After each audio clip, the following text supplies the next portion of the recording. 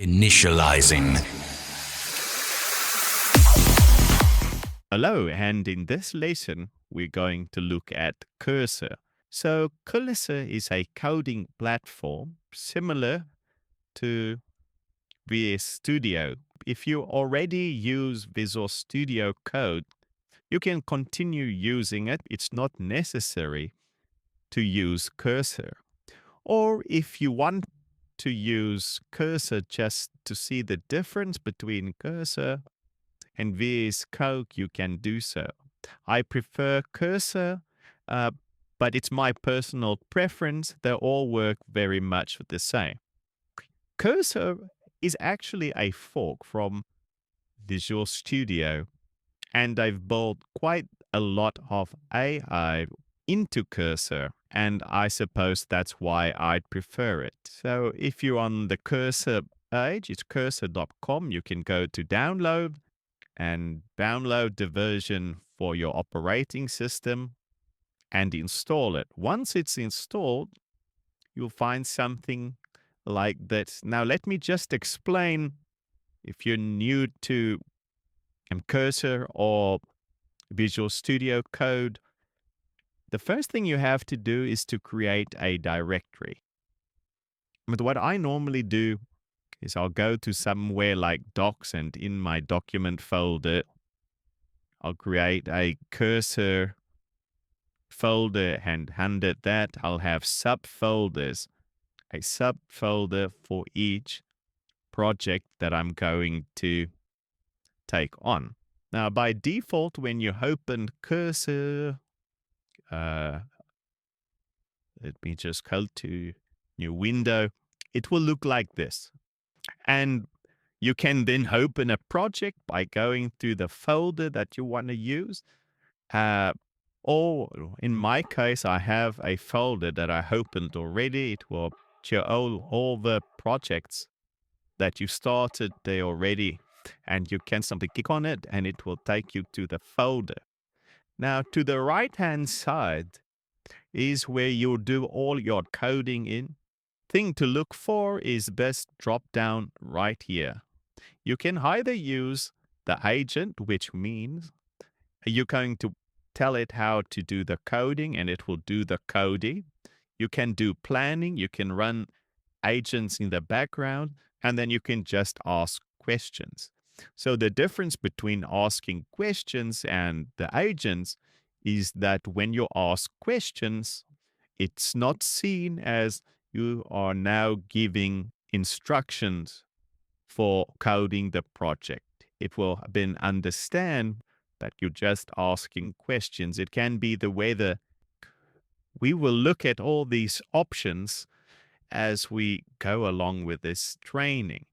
Now, in the middle, we have where you'll find your code, and if you open files and so forth, you will also see it here. To the left, the first thing is that you'll have a place to see your files and directories and so forth. You can create additional files, additional folders, and so forth. You can search for things, and then a connection to GitHub. We will have a whole session just on GitHub, how to install it and how to use it.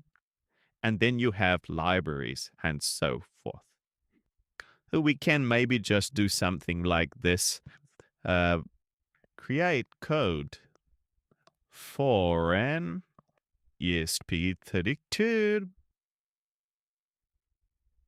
that uses the, how do you know, ITE,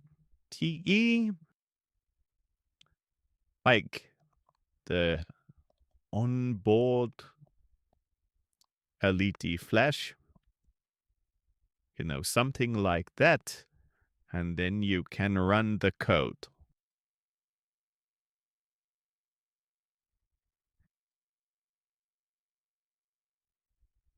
We can see it's doing some planning.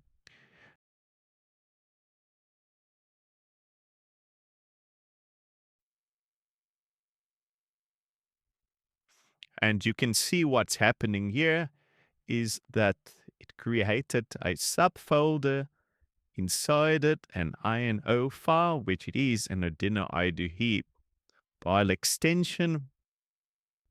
And then it gives you some information about it. If you click on the file itself, it will open it and show you the results. So there's your file, nicely saved. It's not a copied paste like you would do from a chat engine like ChatGPT. And you can then continue doing all kinds of everything from there on out. What you will find is that every time it will always ask you if you want to keep the code or not, if it's a lot of code changes within, say, Q, or if you wish.